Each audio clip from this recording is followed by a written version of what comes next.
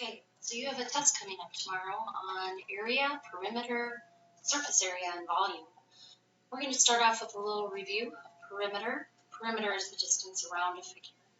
So in this first shape, it's a combination of a rectangle and a triangle, but I just want to add up the distance around the shape. Now I usually start at the top of the figure and I work my way clockwise around so I don't miss any sides or forget anything. So I'm going to start off with the 12, and then next I would add on this 5. This side is 13, this side is 5, and then we can't forget about this side, even though it's not labeled, we know it's 5 because it's a rectangle and opposite sides are equal. Okay, so let's add this up. 7, 10, 15, 20, 2, 3, 4. So that is 40, and then I'm going to label it with units because there is no label on the drawing. Next, let's move to number 2. Number 2 is a trapezoid, and again, we're worrying about perimeter. So I'm not concerned with this 4 millimeter height in the middle of the trapezoid. I'm only worried about the numbers going around the outside. These I think we could probably add up as we go around in our head. So let's start off. We've got 5 plus 1 would be 6, plus 5 more would be 11, plus 4 would be 15, and then plus 3 more would be 18. So the perimeter of this figure is 18 millimeters. Next, let's move on to finding area. To find the area of figures, each formula matches up with the shape. So I'm going to start here with this trapezoid. A trapezoid has one pair of parallel sides, and we need to pull the height of the trapezoid and the measure of its two bases. The height of the trapezoid is perpendicular to the base, so 12 is the height. I know this bottom side, this base, is 20, but how do I figure out this top side, this base? So I'm going to kind of draw in that little triangle over here, and that tells me then that this side is the same length as this, which would be 15 centimeters. So I know the measure of this top base is 15 centimeters. So now I'm going to use the formula 1/2 times the height of the trapezoid times base 1 plus base 2. Plug in my numbers, 1/2 times 12 times 15 plus 20. Now I go about the formula, I take half of the height, so half of 12 is 6, and then I add together the two bases, 15 plus 20 is 35. 6 times 35 is 210. So the area of this trapezoid is 210, and then we either label it square, SQ centimeters, or if you wanted to use the little shortcut, centimeters squared. This next figure, number 4, is an irregular figure, but I can see how I can break it apart right here. They've kind of drawn in that line for me. So I can find the area of the two rectangles and then add them together. Now to find the area of a rectangle, some people use base times height, or I've seen kids use length times width. So I know this is a 3 by 5 rectangle, so the area of this one is 15. This is an 11 by 7, so 11 times 7 is 77. Then I need to remember that I have to add them together. 15 plus 77 is 92. So the area of this is 92 square yards.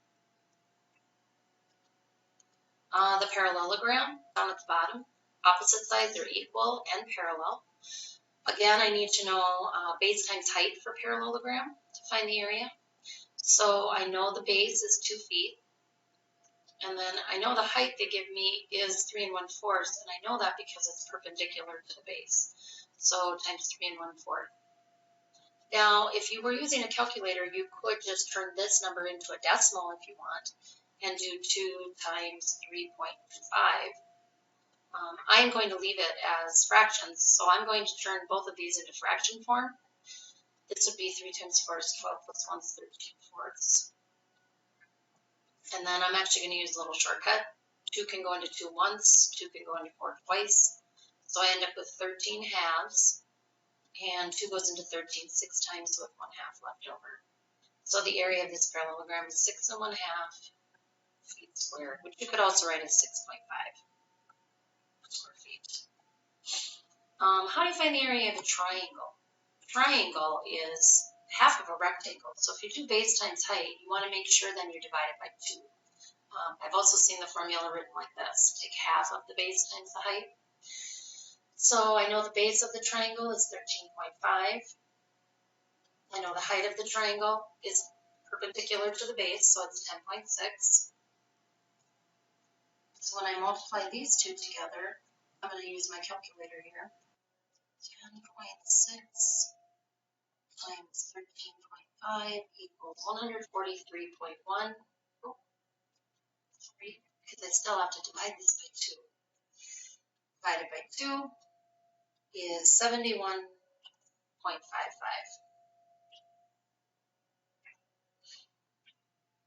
And then we're labeled with the inches squared. Moving on, go to the back side of your sheet. We're going to start off by finding the surface area of a rectangular prism.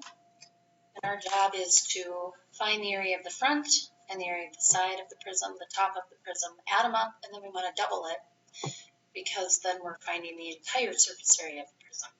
So let's start off with your front. Front is a 5 by 3. It's 15. Next, let's go to the side. My side is a 3 by 4. So the area of that is 12. And then the top of the prism right here is a 5 by 4, which equals 20. All right, so now when we add those together, 47, then we double 47, we get 94. So the surface area of the prism is 94 inches squared because we're still talking about area. So for example, if you were going to wrap this rectangular prism up, this box, you would need 94 square inches of wrapping paper to completely cover. For volume in 3-dimensional solids, now we did talk about other solids, not just rectangular prisms. This one's a triangular prism. The formula for volume doesn't change. Volume equals the area of the base, which is a capital B, times the height of the prism.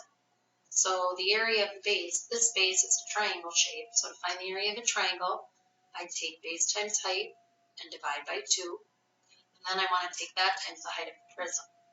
So I've got a 3 by 4 inch triangle, 3 times 4, divide by 2. And then I'm going to take that times the height of the prism.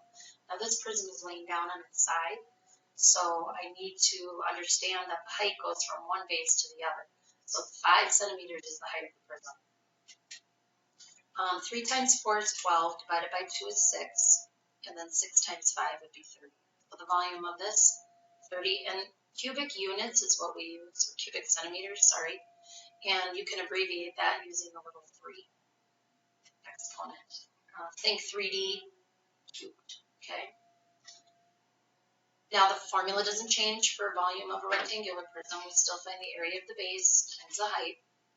So in a rectangular prism, to find the area of the base, we take base times height, or length times width, and then we have to multiply times the height of the prism. So this base is a 12.3 by 4.8 centimeter, and then the height of the prism, it's a little easier to see, is 5.6. Usually think of height as vertical, I know. So I take 12.3 times 4.8, I get 59.04, and then I'm going to multiply that times the height of the prism. 330.624, and again, what's our label? Centimeters cubed, okay? Now what I'm going to have you guys do is try the other page of your notes on your own, and then when you're done and you've completed the problems, I'd like you to watch the second video, which will take you through those problems to correct it and make sure you got them all right. Okay? Good luck.